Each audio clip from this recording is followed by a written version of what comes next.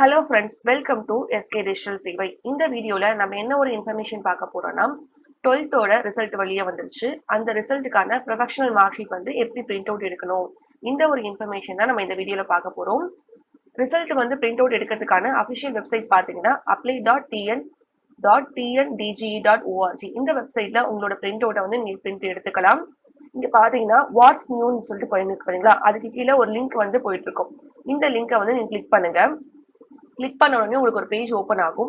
அதுல பாத்தீங்கன்னா உங்களுடைய ரோல் நம்பரும் உங்களுடைய இயர்ஸ், அதாவது நீங்க பிறந்த டேட் எப்படி போடணும்னா பிறந்த வருஷம் போடணும், அதுக்கப்புறம் மாசம் போடணும், அதுக்கப்புறம் டேட் போடணும். இந்த ஃபார்மேட்ல வந்து நீங்க போடணும்.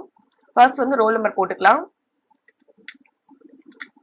அடுத்தது நீங்க பிறந்த வருஷம், அடுத்தது நீங்க பிறந்த மாசம், அதுக்கப்புறம் நீங்க பிறந்த டேட் போட்டு சர்ச் பண்ண உடனேயும்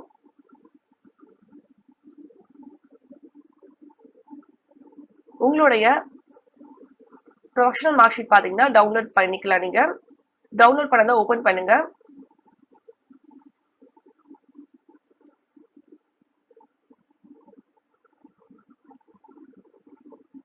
இப்போ உங்க மார்க் ஷீட் பாத்தீங்கன்னா ஓபன் ஆயிடுச்சு.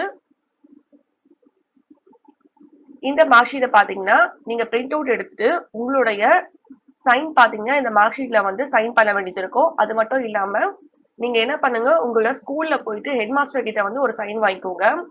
உங்களுக்கு அபிஷியலா வந்து ஸ்கூல்ல இருந்து மார்க் ஷீட் கொடுக்குற வரைக்கும் இந்த மார்க் ஷீட்டை வந்து நீங்க வந்து காலேஜ்க்கு அப்ளை பண்றீங்க, இல்லைன்னா வேற ஏதாச்சும் எக்ஸாம்ஸ் கொடுக்க போறீங்கன்னா இந்த மார்க் ஷீட்டை கொடுத்துக்கலாம். ஸ்கூல்ல வந்து சைன் வாங்கிட்டு கொடுங்க. இந்த மார்க் ஷீட்டே நீங்க பாத்தீங்கன்னா எல்லா காலேஜ்க்கு அப்ளை பண்றதுக்கும் நீங்க யூஸ் பண்ணிக்கலாம்.